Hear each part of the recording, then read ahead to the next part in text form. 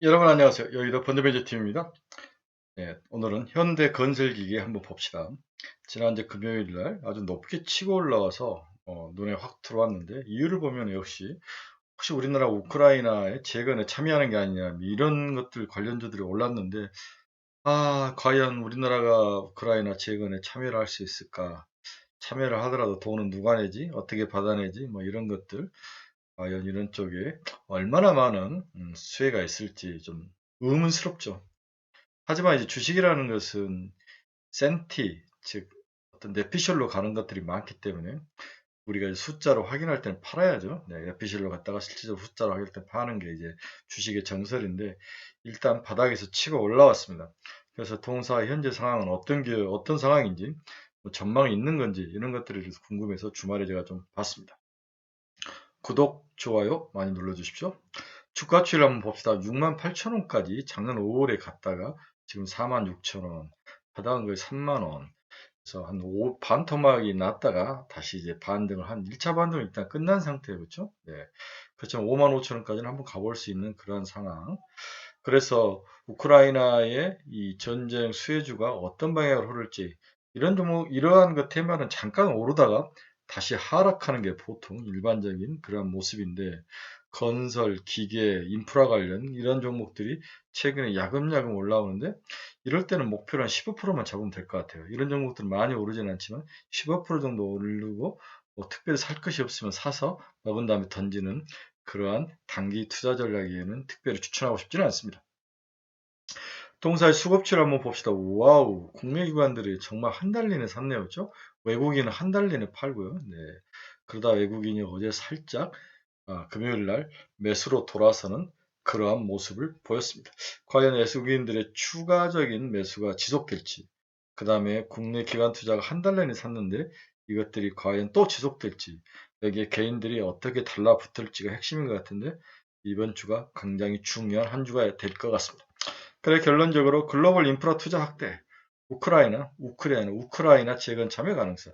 글쎄, 중국 경기 부양책 수혜주, 새로운 시장 인도에서 선전. 이 부분이 좀 크더라고. 인도에서 1등을 달릴 정도로 잘 인도 시장을 개척해 나가는 그러한 메리트는 있습니다. 현대 건설기계는 이제 작은 이제 중장비, 이렇게 작은 중장비를 하는 16개 제품이 있는데 크지 않고 이런 작은 것들, 두산 바캡 이런 것들 큰 걸 만드는 건 얘들은 이제 빠르게 움직이고 이러한 그 작은 사업에 사용되는 작은 건설업이나 이런 데 사용되는 그러한 기계를 만들어내는 회사다. 이렇게 볼 수 있습니다. 글로벌 기업이죠. 굉장한 기술력은 있는 그런 기업으로 알고 있습니다. 동사의 매출액을 뜯어보면 건설기계가 약 85.89죠. 앞에 보셨다시피 도로, 건설건물, 광산, 농업, 산림 등에 사용되는 것. 다음에 물류나 유통, 하역이 6.31%. 그 다음에 상품의 AS 부품, 당연히 기계를 하면 AS 부품과 관련이 있죠. 이런 것들이 약 7.8% 이렇게 돼 있습니다. 국가별 매출을 한번 봅시다. 네, 한국이 14.7, 중국이 17.2, 인디아가 10.4, 북미 유럽이 26.4, 직수출 및 기타가 31.3 이렇게 되어 있네요. 북미 유럽이 굉장히 크네요. 여기에 이제 인도 이렇게 되어 있는데 국가별로는 잘 분산이 되어 있다 이렇게 볼 수 있을 것 같습니다. 동사의 1분기 실적은 사실 그렇게 좋진 않았습니다. 중국 지역 1분기 매출액이 전년 동기 63%나 감소를 했죠. 전사 매출액에서 비중도 전년 동기 33%에서 1분기 12%로 중국이 축소가 됐습니다. 하지만 전사의 1분기 매출은 오히려 전년 동기 3%나 성장을 했죠. 중국이 저렇게 빠졌는데도 전체적으로 3%나 성장을 했는 거죠. 이는 중국 외 지역에서 선전이 당연히 있었겠죠. 어디냐? 인도죠. 1분기 매출은 시장 기대치를 충족하지 못했지만 중국 수요 감소를 감안한다면 나름대로 선방했다는 평가이다. 제가 잘못 봤네요. 별로가 아니라 선방했다라고 봐야 되겠네요. 그렇죠? 네. 영업이익은 시장 기대치를 충족했지만 전년 동기비로 38%나 영업이익은 감소를 했습니다. 이유는 원자재 가격 상승과 부품 조달 차질 등 이러한 이슈들이 나왔기 때문이죠.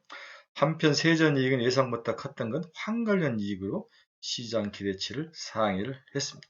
우리나라 수출 기업이 환에서 이득을 얻는 기업들이 최근에 많이 있죠. 특히 반도체 수출 기업들도 이런 모습들이 많이 나타나는데 그래서 원화 약세가 꼭 그렇게 모든 사람들에게 나쁜 것 같지는 않다. 나름대로 적절한 약세는 좋은데 주식시장 자체적으로 외국인들이 환이 약세로 돌아서면 돈을 빼는 그러한 모습이 강하게 나타나기 때문에 수급에서 문제가 또 발생을 하는 거죠.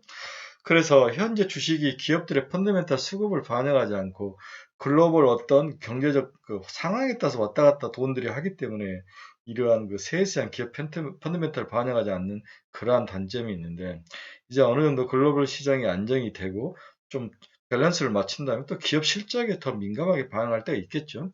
이게 돌고 도는 순환으로 가서 균형을 맞춰가는 과정이라고 볼 수 있을 것 같습니다. 이렇게 이제 글로벌 시장이 중국이나 이런 여러 가지 문제점 때문에 봉쇄라든지 여러 가지 문제점 때문에 공급 차질 이런 단기 해결책은 쉽지 않을 거라는 분석이 지배적이죠. 부품 조달과 공급망 유지가 단기에 해결되기 어렵다는 점과 상대적으로 핵심 부품의 사회 조달이 많은 현대 건설기계가 관련 영향에서 자유로울 수 없다는 점. 핵심 부품을 사회 밖에서 조달하는 경우가 많네요. 그리고 해당 영향이 발생한 상반기가 연간 실적을 결정하는 계절적 성수기라는 점이 크게 문제가 되고 있습니다. 결국 상반기에 이익을 못 내면 하반기로 갈수록 그렇게 녹록지 않다는 이야기죠. 그래서 상반기에는 공급 차질, 부품 조달 이런 문제, 또 비용 상승 이런 문제로 그렇게 쉽지는 않는데 그런 것 때문에 계속 이제 얻어맞고 내려왔는데 여기에 이제 우크라이나 재건, 또 중국이 경기를 부양시키기 위해서 인프라를 또 다시 확장을 들고 있는 상황. 우리나라도 마찬가지죠. 글로벌적으로 경기를 빨리 확장하기 위해서는 인프라에 더 투자를 많이 하는 그러한 경향이 강해지는데 하반기에 모든 나라들이 리오픈으로 나오면서 경기를 활성화시키기 위해서 뭔가를 건설하고 세우고 만들고 다시 개조하고 리모델링하고 이러한 작업을 많이 할 것 같습니다. 이런 면에서 센티적인 면에서는 동사는 바닥을 친 게 확실하다. 이렇게 이해를 해야 될 것 같습니다. 중국 건설 인프라 시장이 반등 수혜주가 될 확률이 높다. 올해 1분기 중국 굴삭기 판매 대수는 51,920대로 전년 동급이 54.3%나 감소한 상황입니다. 특히 4월과 5월에도 도시 봉쇄 등이 이루어지며 2분기에도 판매량 회복은 쉽지 않은 상황이죠. 시장 이축을 더해 현대건설기의 경우 가격 경쟁이 치열한 소형 또는 미니 굴삭기 시장에 대한 대응 자제와 매출채권 관리 강화 등으로 시장 점유율도 2021년 1분기 3.2%에서 2022년 1분기 1.9로 하락을 했습니다. 그런데 실적 위주로 장사를 하고 있다는 이야기죠. 외형 확장에 신경을 안 썼다는 거죠. 경쟁사 대비 중국 비중이 낮다고는 하지만 본격적인 투자를 위해서는 중국 시장 회복이 확연히 선행돼야 할 것으로 판단됩니다. 그래도 중국 시장이 열려야 되죠. 네. 그런데 중국이 대대적인 경기 부양책을 쓸 것으로 전망돼 회복이 빠를 것으로 예상이 되고 있는 점은 동사의 실적이 바닥을 칠 수 있는 가능성, 이 부분은 확실히 존재한다. 이렇게 이해를 해야 될 것 같습니다. 이제 동사의 한 가지 좋은 것은 이제 현대건설기 인디아 굴삭기 판매량이 시장 점유율이 크게 20%까지 올라가는 거죠. 그렇죠? 네, 쭉 떨어졌다가 다시 올라오는 모습을 보이는데 인도 시장에서 판매 대수가 그렇게 빠지지 않고 일단 시장 점유율이 20%까지 갔던 것들이 다시 바닥을 찍었지만 다시 올라올 확률. 인도 시장에서 1위를 하고 있는 점, 중국에서는 마켓시어 글로벌적으로는 3%밖에 안 되네요. 네. 중국 건설 굴삭기 판매량에서는 약 시장 점유율은 3%밖에 안 되고 연간 뭐 5,000대, 6,000대 이 정도밖에 팔리지는 않네요. 그렇죠? 네. 따라서 동사의 이제 투자 핵심은 인도 시장에서 1위 달성과 수성, 지속성이 있는 거죠. 현대건설기계는 인디아 시장에서 4월 한 달간 381의 굴삭기를 판매해 시장 점유율 19%로 월병 판매량 1위를 기록했다. 인디아에서 월변 판매량 1위를 기록한 것은 2008년 인도네시아 시장 진출 이후 처음이다.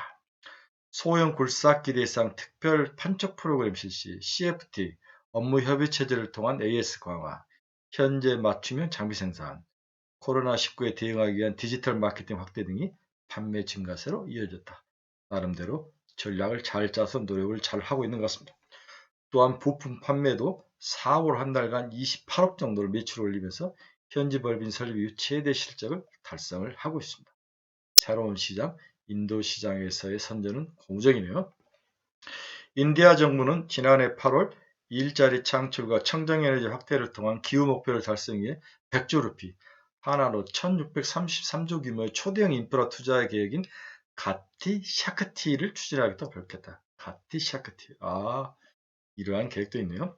이에 이란은 올해 및 철도 및 도로 등에 대한 통합계획 수혜 및 인프라 개발 목적의 예산을 작년 대비 35.4%나 증가한 7조 5천억 루피, 약 123조를 세울 정도로 아주 대대적인 경기 부양책, 인프라 부양책을 실행을 하고 있습니다. 이러한 상황에서 우리 현대건설기계의 이러한 미니 기계들이 잘 팔리네요. 그렇죠? 네. 인디아 정부의 이러한 행보는 현대건설기계 영업활동의 성장의 기회가 될 수 있는 전망이다. 한번 이리에 올라서야 잘 빠지지 않죠. 네, 좋은 그러한 긍정적인 환경이다. 인도에서는 이렇게 우리가 볼 수 있습니다. 피어 그룹을 한번 봅시다. 2022년에 펄을 보면 현대건설은 9.1배, 두산인프라코 10.5배, CAT 마켓 16배, 코마추, 네, 코마추라 그러죠.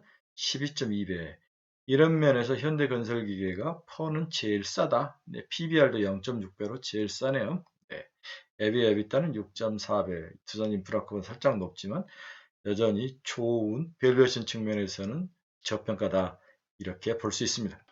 동사의 실적을 보면 매출액 3.3조 올해, 그 다음에 영업이익은 1626억. 네. 작년에 얼마를 냈나요? 네. 작년보다는 훨씬 많아지는 그러한 모습을 보여주고 있네요. 네. 작년에 얼마인지 잘 나오질 않네요.